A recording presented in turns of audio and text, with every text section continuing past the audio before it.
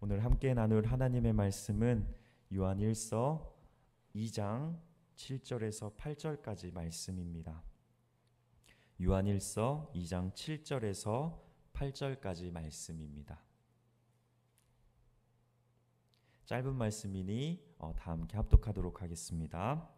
사랑하는 자들아, 내가 새 계명을 너희에게 쓰는 것이 아니라 너희가 처음부터 가진 옛 계명이니 이 옛 계명은 너희가 들은 바 말씀이거니와 다시 내가 너희에게 새 계명을 쓰노니 그에게와 너희에게도 참된 것이라. 이는 어둠이 지나가고 참빛이 벌써 비침이니라. 아멘. 제가 필리핀 신대원에서 공부하던 시절에 제게 큰 영향을 주신 교수님이 한 분 계셨습니다.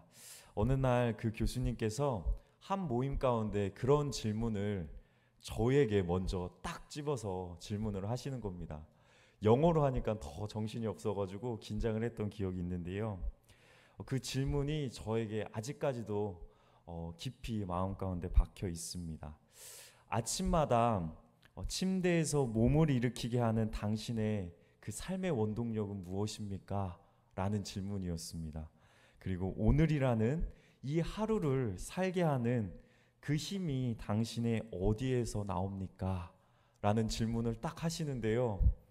말문이 팍 막히더라고요. 솔직히 그때 저는 그냥 눈을 뜨자마자 영어 공부하고 밀린 과제 처리하고 수업을 따라가기에 참 바빴던 그런 기억이 있습니다. 그래서 무엇을 위해 산다라는 뚜렷한 그 동기를 생각하면서 살아갈 수 없었습니다. 그렇게 특별한 원동력 없이 그저 잠에서 깨어났으니 살아가던 제 모습이 그 질문 앞에 뭔가 선명히 드러났습니다. 성도님들은 이 질문을 받으셨을 때 어떠한 생각이 먼저 드셨습니까? 어떠한 원동력을 가지고 삶을 시작하고 계십니까? 또 오늘이라는 이 하루를 살게 하는 힘이 어디에서 나오십니까? 오늘 본문에서 사도 요한은 우리에게 삶의 원동력이 바로 사랑에 있음을 우리에게 말해주고 있습니다. 본문은 아주 따뜻한 부름으로 시작합니다. 요한은 청중을 사랑하는 자들아 라고 부르면서 오늘 이 말씀을 시작하고 있는데요. 이때 여기서 사용된 사랑하는 자들아 라는 이 단어는요, 예수님께서 세례를 받으시고 난 후에 하늘에서 이런 음성이 들리죠. 이는 내 사랑하는 아들이다 라고 했던 이 말씀의 단어와 똑같이 사용된 단어가 오늘 이 말씀의 사랑하는 자들아입니다. 요한이 의도적으로 이 호칭을 하나님의 자녀들에게, 우리 그리스도인들에게 반복하는 이유는 분명합니다. 먼저 회중에게 여러분은 이미 하나님께 깊이 사랑받는 사람들이라는 정체성을 각인시켜 주려는 의도가 있었던 것 같습니다. 우리가 사랑을 받는다는 확신이 있을 때 비로소 다른 이에게 사랑을 흘려내보낼 그 에너지가 생기게 된다는 것입니다. 다시 말해 우리의 사랑은 그저 의무감 때문이 아니라 나는 하나님께 사랑받는 존재라는 이 안정감에서부터 시작된다는 것입니다. 그러므로 우리는 하나님으로부터 사랑받는 자로 이 땅 가운데 부름받았다라는 이 사실을 항상 마음에 새기며 우리에게 주어진 삶을 살아가야 될 줄 믿습니다. 우리 모두 정말 뜨겁게 사랑했던 추억들이 다 있지 않습니까? 그래서 이렇게 결혼하시고 자녀도 낳으시고 또 그런 모습으로 우리가 이렇게 살아가고 있는데요. 계속해서 저의 이야기를 꺼내 죄송합니다. 군대를 다녀오고 나서 얼마 있지 않아 제가 신학교에 나사렛 대학교에 저희 한국 나사렛 대학교에 복학을 했습니다. 그렇게 친구들과 저녁에 이제 저녁을 먹으려고 길을 이렇게 걸어가고 있는데 이제 가로등 불빛에 그 비춰진 한 여인을 이제 제가 보게 되었습니다. 군대에서 제대하고 나서였는지 그 여인이 제 눈에 얼마나 아름답게 보였는지요. 정말 달과 별도 따다 달라 하면 따다 줄 수 있겠더라고요. 네, 그 연이 바로 지금의 제 와이프인 이문혜 전우사입니다. 그때 당시에는 이문혜 전우사가 전임 사역을 대강교회에서 하고 있었기 때문에 일주일에 그 월요일 단 하루만 볼 수 있었습니다. 그 만날 날을 얼마나 기다렸는지 모릅니다. 그렇게 저녁에 얼굴을 잠깐 보고 헤어져도 얼마나 보고 싶던지 모두 저와 같은 그런 경험들이 있지 않으십니까? 하지만 학업과 더불어서 연애도 하려다 보니까 제 몸에 무리가 갔었나 봅니다. 그 당시 제가 20대 청년의 그 튼튼한 나이였는데도 불구하고 대상포진에 걸려서 참 고생했던 기억이 있습니다. 그런데도 이 사랑의 설렘 그 하나로 그 아픈 시간들을 이겨냈습니다. 물론 인간의 사랑과 이 하나님의 사랑은 차원이 다르죠. 그러나 사랑이 주는 힘이라는 면에서는 저는 같은 원리를 보여준다고 생각합니다. 사랑이 마음을 채우면 우리는 수고를 더 이상 수고로 느끼지 않습니다. 그저 가야 할 길로 자연스럽게 그렇게 걸어가는 것뿐입니다. 지금 돌아보면 그때 제 행동을 움직인 것은 단순히 그저 의무가 아니었습니다. 그저 부모님이 이렇게 해야 돼 라고 해서 한 게 아니었습니다. 누가 시키지 않았지만 사랑이 마음에 가득 채우다 못해 넘치다 보니 자연스럽게 저의 발걸음과 삶이 그리고 마음이 자연스럽게 그렇게 따라갔습니다. 요한이 회중을 사랑하는 자들아 라고 부르며 각인시키려는 것도 바로 이 부분 때문입니다. 여러분은 하나님께 그렇게 많은 사랑을 받는 사람들입니다. 그 사실을 자각하는 순간 우리 안에서 예배와 순종 그리고 이웃을 향한 그런 헌신이 해야만 하는 일에서 이제 하고 싶어 견딜 수 없는 일로 바뀌게 된다는 것입니다. 이러한 사랑의 은혜가 우리의 삶을 가득 채우길 간절히 소망합니다. 요한은 이어서 내가 새 계명을 쓰는 것이 아니다라고 오늘 본문 말씀에서 이렇게 말하고 있는데요. 왜 굳이 이렇게 못을 박았을까요?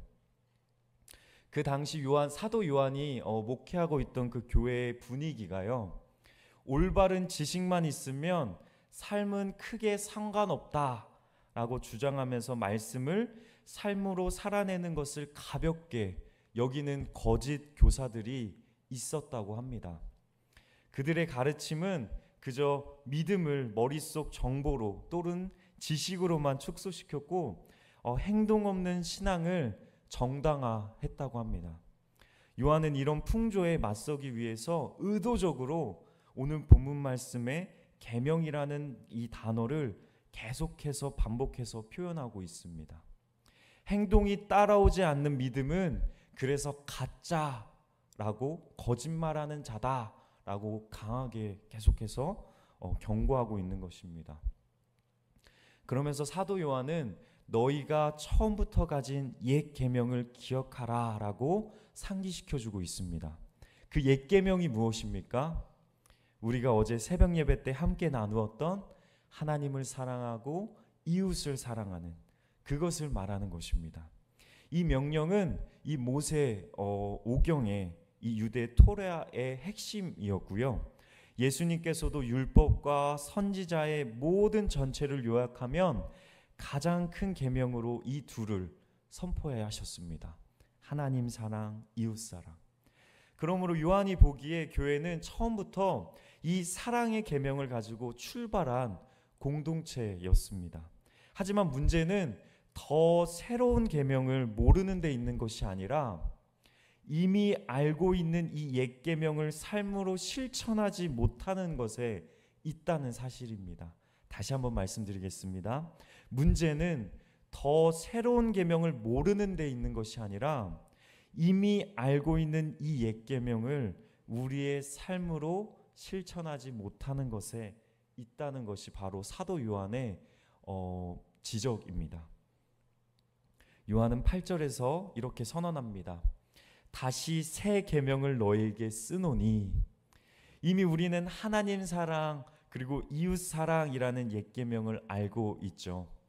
그런데도 사도 요한은 왜 굳이 새 계명을 다시 적어 보내는 걸까요? 그 이유는 분명합니다.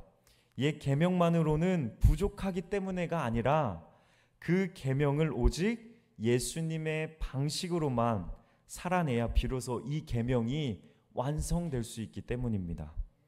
예수님께서는 최후의 만찬 자리에서 제자들을 앉히고 이렇게 말씀하셨습니다. 요한복음 말씀입니다. 새 계명을 너희에게 주노니 서로 사랑하라. 내가 너희를 사랑한 것 같이 너희도 서로 사랑하라. 아멘. 여기서 새로움, 새 것은 내용이 아니라 방식에 있습니다. 옛 계명은 무엇을 하라고 우리에게 가르쳐 줍니다. 그렇죠? 하나님을 사랑하고 이웃을 사랑하라처럼 말이죠. 반면에 새 계명은 어떻게 할지를 우리에게 가르쳐 줍니다. 그것은 예수님처럼 사랑으로 순종하며 살아가라라는 것입니다. 예수님은 자신을 죽이려고 했던 원수까지도 품으셨습니다. 종의 모습으로 자신을 비우셨고 십자가에서 끝까지 자신의 뜻이 아닌 하나님의 뜻을, 그 사랑을 택하셨습니다. 그것은 바로 우리를 그 비참한 죽음보다도 사랑하셨기 때문입니다. 그러므로 예수님의 그 사랑 안에 거하는 우리는 그저 사랑을 감정으로 두지 않고 그 사랑에 반응하여 자발적인 순종의 자세로 실천해야 합니다. 왜 그럴까요? 예수님께서 우리를 향한 그 사랑이 너무나 크고 놀랍기 때문입니다. 그 사랑 안에서 어떻게 우리가 잠잠히 있을 수 있겠습니까? 자발적으로 예수님을 위해 뭐라도 하고 싶은 마음이 생기지 않겠습니까? 이것이 요한이 강조하는 새 계명의 진정한 의미입니다. 여기서 중요한 사실을 놓치시면 안 됩니다. 그리스도인은 예수님의 새 계명을 붙들어야만 옛 계명을 온전히 이룰 수 있다는 사실입니다. 옛 계명이 아무리 귀해도 그 길 한복판에 예수님이 빠져 있으면 우리는 끝내 그 표준에, 그 자리에, 그 자발적인 순종의 자리에 나아가지 못합니다. 예수님은 하나님의 아들이시죠. 또한 예수님은 하나님으로부터 모든 권위를 위임받으셨다고 우리 담임 목사님께서 함께 우리가 요한복음 말씀을 요즘에 보고 있지 않습니까? 그 말씀에서 우리에게 계속해서 얘기해주고 있는 말씀이 바로 이 말씀입니다. 예수님은 하나님의 아들이십니다. 그리고 그 예수님은 하나님으로부터 모든 권한을 그리고 권위를 위임받으셨습니다 라는 것이 그 요한복음의 핵심 말씀이지 않습니까? 이에 예수님은 자신을 또한 요한복음에서 이렇게 비유하십니다. 양의 문으로 이렇게 비유하고 계십니다.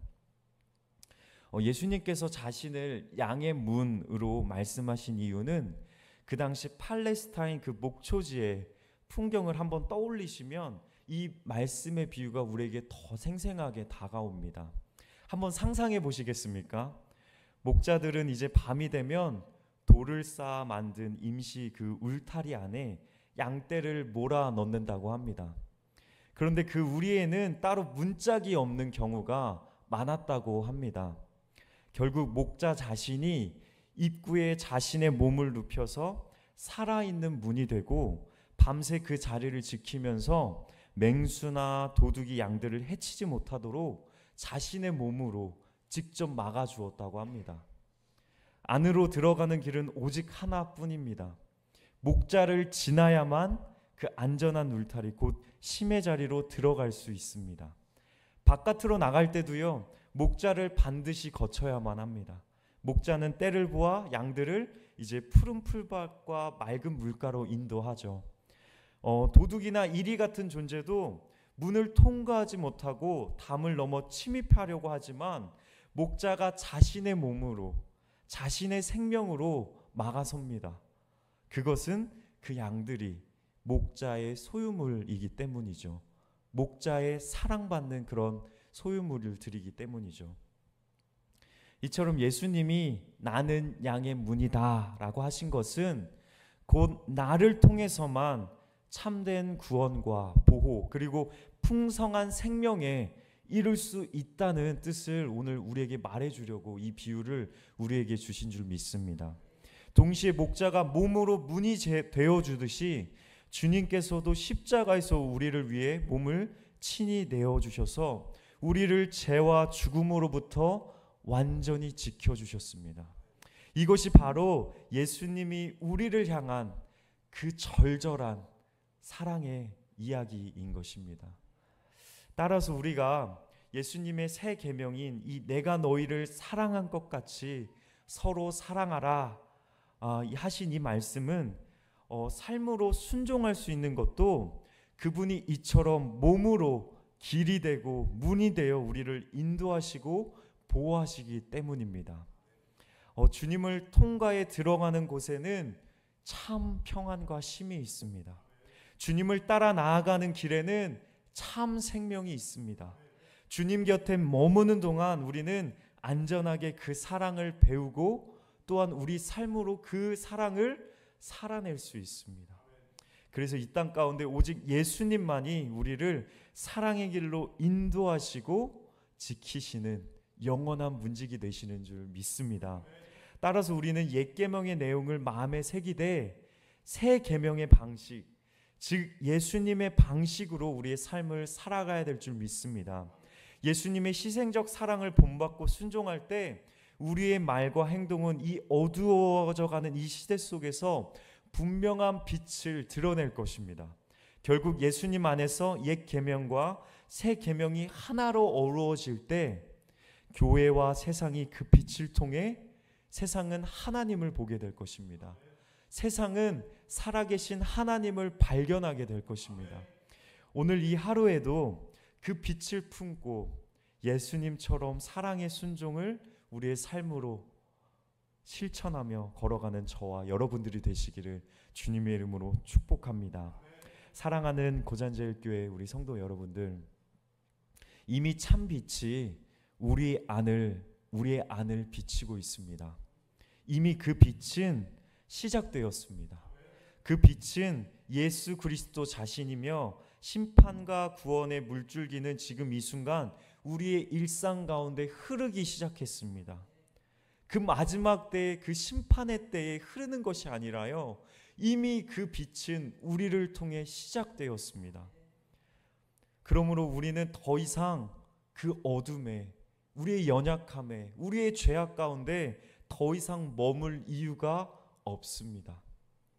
오늘 우리의 삶의 현장에서, 그리고 직장에서, 가정에서 작은 말 한마디, 그리고 작은 손짓 하나에 예수님의 사랑과 순종을 담는 우리가 되기를 소망합니다. 우리 성도님들이 삶으로 베푸는 그 친절과 용서 그리고 진실함이 주변의 어둠을 걷어내고 누군가에게는 빛이 이미 왔다라는 사실을 알리는 촛불이 될 것입니다. 그러므로 예수님처럼 사랑하십시오. 또한 우리 아래에 놓여있는 그 어두운 그림자에, 우리의 연약함에, 우리의 죄악에 집중하기보다 빛을 바라보며 그 가운데서 우리의 삶을 걸어가십시오. 그리고 그 빛을 우리만 누리는 것이 아니라 우리 주변에 있는 그 이웃에게 넉넉하게 나누어 주십시오. 그렇게 살아가는 우리의 매일이 마침내 완전한 빛이 가득한 그날을 앞당기는 작은 새벽이 될 줄 믿습니다. 주님의 은혜와 평강이 여러분 모두에게, 그리고 또 여러분이 비춰갈 모든 자리 위에 충만하기를 주님의 이름으로 간절히 소망합니다. 함께 기도하겠습니다. 살아계신 하나님 아버지, 이 시간 함께 하나님의 말씀을 나누며 우리의 삶을 돌이켜 보게 하심에 감사드립니다. 우리가 예수님 안에서 그 사랑에 순종하며 이 세상을 살아가길 원합니다. 우리를 이 땅 가운데 빛으로 불러주셔서 이 어두워져가는 이 땅 가운데 주님의 사랑을 전하게 하심에 또한 감사드립니다. 우리에게 맡겨주신 이 사명을 주님 안에서 잘 이루게 능력을 더하여 주시고, 우리에게 날마다 주님만을 의지할 수 있는 마음을 허락하여 주셔서 우리의 힘이 아닌 성령의 충만함으로 삶을 살아내는 우리 모두가 되게 하여 주옵소서. 또한 우리만 누리는 주님의 한량없는 사랑이 되지 않게 하여 주시고, 이 사랑을 우리의 삶의 현장에서 전하며 살아가는 우리 모두가 되게 하여 주옵소서. 오늘 이 하루도 우리에게 허락하여 주심에 감사드립니다. 주님께 생명을 빚진 자들 되어 주님의 사랑을 세상 가운데 선포하며 살아가게 하여 주옵소서. 이 모든 것들을 주님께 맡기오며 또한 주님께 이 모든 영광을 돌리오며 살아계신 예수님의 이름으로 간절히 기도합니다. 아멘. 하늘에 계신 우리 아버지여, 이름이 거룩히 여김을 받으시오며 나라가 임합시며 뜻이 하늘에서 이루어진 것 같이 땅에서도 이루어지리라. 오늘날 우리에게 일용할 양식을 주시옵고 우리에게 죄 지은 자를 사하여 준 것 같이 우리의 죄를 사하여 주옵시고 우리를 시험에 들지 말게 하옵시며 다만 악에서 구하옵소서. 대개 나라와 권세와 영광이 아버지께 영원히 있사옵나이다. 아멘.